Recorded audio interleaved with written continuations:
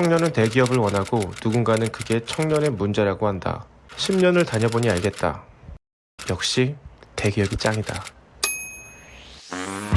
제가 퇴사를 했기 때문에 이제는 말할 수 있다. 대기업의 진짜 장점이 뭔지. 사실 단순히 돈을 많이 주기 때문에 대기업이 좋은 건 아닙니다. 연봉은 대기업이 가진 장점의 일부분에 불과하고 진짜 대기업이 좋은 점들은 따로 있어요. 오늘은 대기업이 가진 10가지 장점과 소소하게 갖고 있는 4가지 정도의 단점에 대해서 이야기해 보려고 하고, 마지막에는 어떻게 하면 대기업에 갈 수 있는지 2가지 방법에 대해서 이야기를 해보려고 해요. 야, 누가 뭐 대기업 좋은지 몰라? 라고 생각하실 수도 있지만 아마 미처 생각하지 못했던 부분들도 발견하실 수 있을 겁니다. 그리고 이 영상은 맨 끝에가 포인트이기 때문에 끝까지 한번 봐주시길 바랄게요.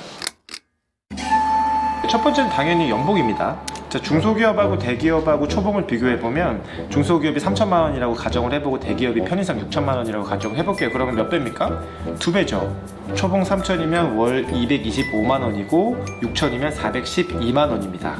소비는 동일하게 한다고 가정을 해볼게요. 자취한다고 생각하고 월세를 한 50 낸다고 쳐볼게요. 그리고 식대는 다 포함해서 하루에 2만 원 쓴다고만 가정하고 곱하기 30하면 60만 원이니까 식대는 60만 원으로 고정을 하고, 그리고 뭐 핸드폰비니 뭐 교통비니 이런 기타 잡비 50만 원 쓴다고 생각해 볼게요. 50만 원. 그러면 225만 원에서 160만 원을 빼면 얼마입니까? 이거 65만 원이죠. 261만 원입니다. 65만 원하고 261만 원하고 몇 배예요? 2배가 아니죠. 4배입니다.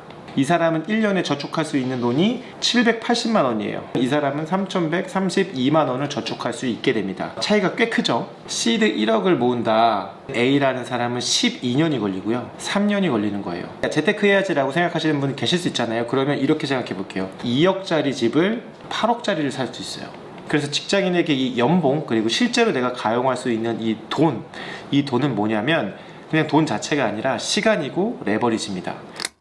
그리고 두 번째, 사실 이게 전 되게 크다고 생각하는데 바로 동료입니다. 주변에 다재다능한 동료들이 되게 많아요. 그리고 재테크에도 관심이 많아요. 왜?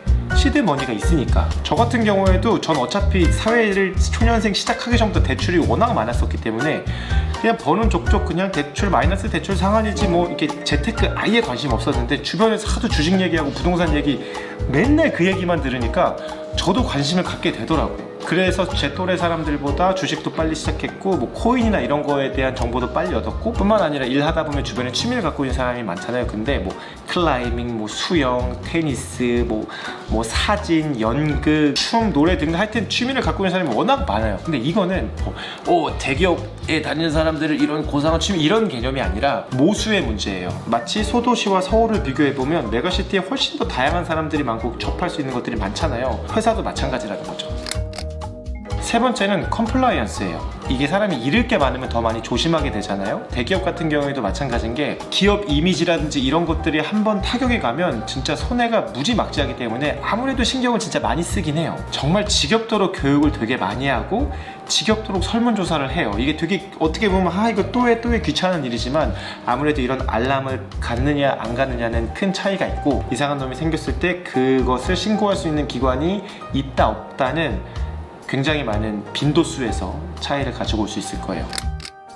복지는 사실 곧 돈이죠. 치료비 지원 많이 되고, 뭐 아이들 학자금 지원 많이 되고, 통신비, 유류비, 복지 지원비, 그리고 아이 나오면 뭐 축하금 같은 거 주고, 뭐 식비나 뭐 휴가비 뭐 이런 것 여러 가지 복지들이 많이 붙기 때문에 사실 이거는 금전적인 혜택이라고 볼 수 있죠. 그래서 대부분의 대기업들은 우리 회사 계약 연봉은 4천이에요. 근데 연말에 원천징수를 떼어보면 6천, 7천 이렇게 가는 경우가 허다합니다. 물론 이게 좋은 건 아니죠. 계약 연봉 자체가 높은 게 좋은 거긴 하지만 어찌됐건 복지적으로 우리가 뽑아 먹을 수 있는 것들이 대기업이 훨씬 더 많아요. 일반적으로 저만 하더라도 제 계약 연봉하고 연말에 받는 제 돈이 몇 천만 원 차이가 났었어요. 좋은 기업일수록 인재들을 끌어와야 되기도 하고 일상은 구설수 같은 데 오르고 싶지 않기 때문에 각종 정부의 정책이나 제도들을 빠르게 흡수하는 경향이 있어요. 뭐 재택근무를 한다든지 아니면 뭐 육아휴직이나 이런 것들을 할 때 불이익을 준다 이런 것들은 사실 생각하기 어렵죠. 왜? 이거는 제도적으로 보장이 되어 있는 거니까 당연히 보장을 받아야지 라고 생각하는 경향이 있어요. 자, 그리고 6번째는 자기개발. 자기개발 비용을 지급하는 회사들이 되게 많아요. 예를 들면 나 영어 회화 하고 싶은데 그러면 영어 회화 학원 등록하면 학원비를 지원해 준다든지, 아니면 뭐 책을 사면 도서 구입비를 지원해 준다든지, 아니면 자체적으로 도서관을 가지고 있어서 거기서 빌려볼 수 있다든지, 뭐 이런 소소한 자기개발 거리가 많고, 그리고 상대적으로 근무 시간이 잘 지켜지다 보니까 일이 끝나고 나가서 취미 활동을 하는 사람이 확실히 많은 것 같긴 해요. 그 무엇보다 주변에 뭔가를 하는 사람이 되게 많아. 자기개발 하는 사람이 되게 많아서 너 이거 한다고? 그래? 나도 해볼까? 같이 해볼래? 어떻게 하는 거야? 라고 이제 이야기를 하는 경우가 많이 있는 것 같아요. 그리고 7번째, 이거 사실 무시 못하죠. 바로 명함입니다. 아무래도 기업이 네임밸류가 있고 말만 하면 다른 사람들이 알기 때문에 다른 건 모르겠고 하여튼 부모님이 좋아합니다. 그리고 뭐 소개팅이나 뭐 결혼할 때 뭐 인사를 가더라도 자네 뭐 하는 사람인가 라고 했을 때 어디 다닌 사람입니다 라고 하면 약간 이 소통에 큰 시간을 보내지 않아도 된다. 그것도 되게 어떻게 보면 되게 중요한 장점이겠죠. 대기업 중에 월급이 밀리는 곳은 아마 거의 없을 거예요. 저도 당연히 월급이 밀려본 적이 한 번도 없고, 그리고 이제 회사가 안정적이다 보니까 사회적인 역할도 많이 하려고 해요. 그래서 직원들이 1년에 한 번 이렇게 막 봉사활동을 뭐 의무적으로 해야 된다든지 이런 케이스가 많거든요. 저는 그것도 되게 좋았어요.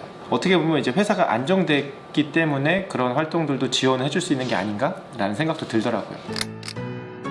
또 요즘에 이직 되게 많이 하거든요. 물론 이제 이직을 하기 위해선 여러 가지 것들이 있겠죠. 내가 어떻게 내 능력을 증명해야 될 것인가, 내가 어떤 프로젝트를 어떻게 성과를 시켰는가, 이런 것들이 중요하겠지만 가장 기본적으로 베이스가 된 한눈에 딱 띄는 것은 전 직장이 어디였는가, 거기에서 명확하게 판단이 되면 그 뒷단은 조금 더 스무스하게 흘러갈 수 있겠죠. 왜냐하면 이거에 대해서는 내가 설명할 필요가 없으니까, 어느 정도는 보장이 된 거니까. 그래서 대기업에 다니시는 분들이 이직도 되게 자주 퐁당퐁당 많이 하시는 것 같아요. 왜냐면 상대적으로 좀 쉽기 때문에. 그리고 마지막, 이거 진짜 중요한 건데 아마 이거는 생각 못 하실 수도 있어요. 뭐냐면 업무 난이도예요. 이 회사에서의 성과는 한 명 개인기로 빡 이렇게 나온다기보다 한 팀의 팀워크와 그 팀의 능력으로 결정되는 경우가 되게 많거든요. 근데 상대적으로 팀원들이 검증된 분들이 많이 있고 능력 있으신 분들이 되게 많아서 같이 뭔가 성과를 내기가 좋더라고요. 그러니까 예를 들면 우리가 농구를 5대5로 한다고 치보면 내 옆에 있는 사람이 농구를 잘하는 게 내가 농구하기 편한 거야? 아니면 내 옆에 있는 사람 농구 하나도 못하는데 나 혼자 농구를 잘해? 어떨 때 더 좋은 퍼포먼스가 나고 내 스스로 농구하기가 편한가요?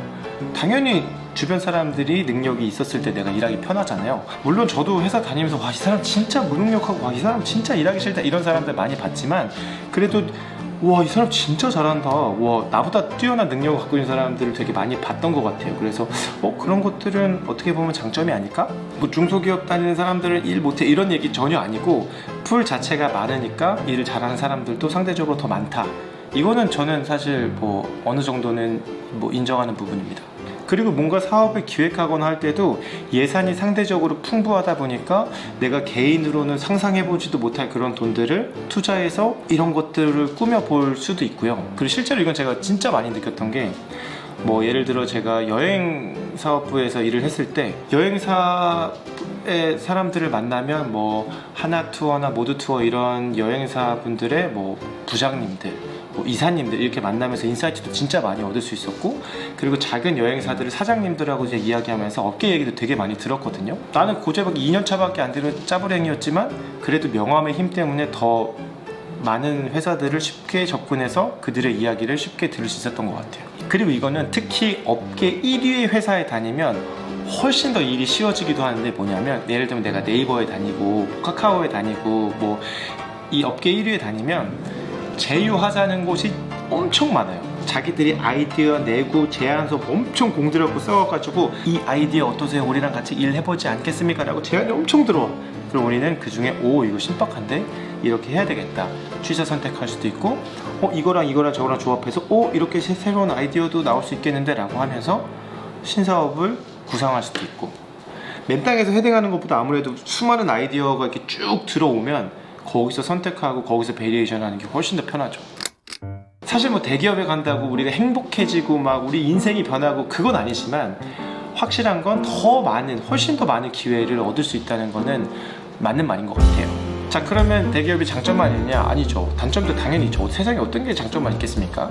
제가 생각하는 단점이 4가지 정도가 있는데, 첫 번째는 쥔 게 많다는 거예요. 내가 쥔 게 많으니까 이걸 다 놓고 다른 사업을 해보거나 아니면 어떤 새로운 도전을 빡 하기에 약간 아까워. 그래서 막 주변에 뭐 때려치고 밖에 나와가지고 막 새로운 사업에 도전해서 성공 이런 사람이 별로 없어요. 그 대신 그런 건 있죠. 이 CD를 빨리 모아서 그걸로 부동산 재테크해서 그렇게 해서 큰 돈을 버신 분들은 있었지만 내가 막 새로운 도전을 하겠 이렇게 약간 도전적인 의식은 조금 떨어지는 것 같기도 해요. 이건 진짜 단점이다. 약간 의사결정의 속도라 그래야 되나? 아까 컴플라이언스 얘기도 했지만 감사팀도 존재하기 때문에 늘 감사를 받을 걸 대비를 해야 된단 말이에요. 그 얘기는 뭐냐면 늘 근거가 있어야 되고 증적을 남겨야 돼요. 막 야 이거 될 것 같은데 빡 한번 해보자 뭐 이런 개념이 없습니다. 설령 있다고 하더라도 와 이거 무조건 될 것 같아 라는 느낌으로 진행하더라도 억지로라도 그 근거를 마련해서 보고서 만들어서 승인 받고 나서야 할 수 있어요. 그 즉흥적이고 즉각적이고 본능적인 판단을 하기에는 조금 어렵다. 특히 우리 같은 쪼레비 때는 더 어렵다.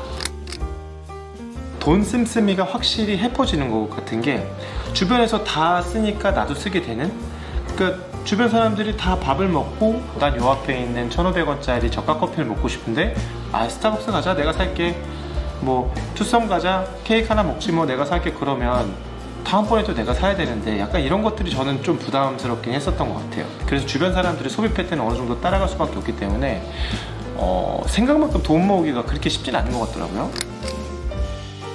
그리고 마지막 이게 약간 첫 번째 얘기했던 거랑 비슷한데 뭐 엔잡을 하거나 다른 것을 하기 위한 자기 개발은 조금 적은 것 같아요. 주변에 여러 가지 취미를 하고 여행 다니고 이런 사람은 되게 많았는데 새로운 사업을 하기 위해서 어떤 뭔가에 도전하고 막 약간 헝그리 정신은 솔직히 조금 전반적으로 부족하지 않나. 그렇다면 대기업에는 어떻게 들어갈 수 있는가?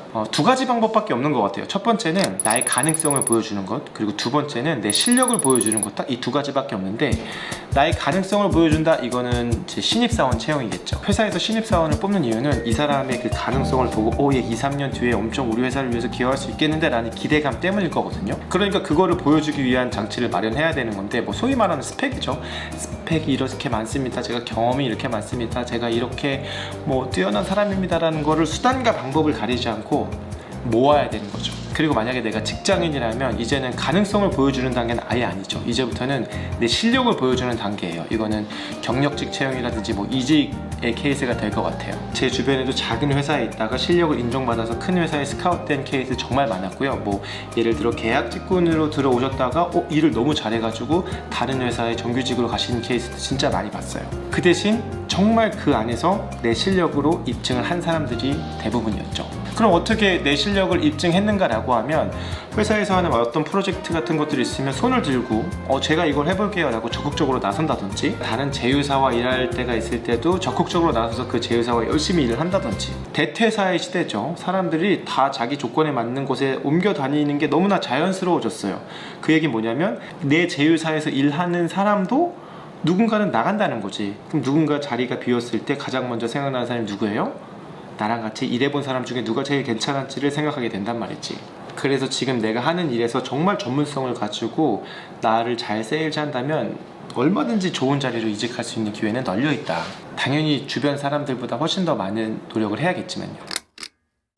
자, 얼마 전에 배달의 민족 상무님하고 이야기를 하다가 이런 말씀을 하셨는데, 내가 나를 아끼면 내가 나를 방치하면 안 돼. 맞아. 나쁜 환경에다 방치해도 안 되고 아무것도 아닌 자리에다가 방치해도 안 되고 내가 빛나는 자리에다가 나를 갖다가 넣어야지. 그 정도 노력은 해야지. 그래서 오늘의 결론, 배울 점이 있는 사람이 많은 좋은 집단에 가서 일해라.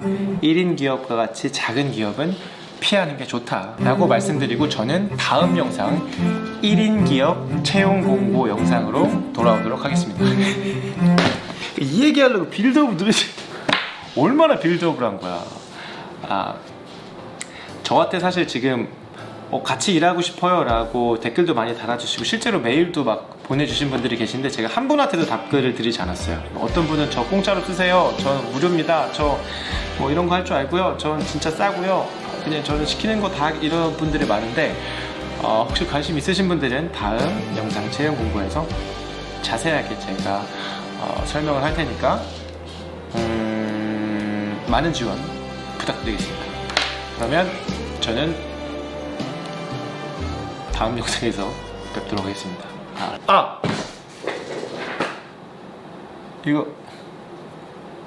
이거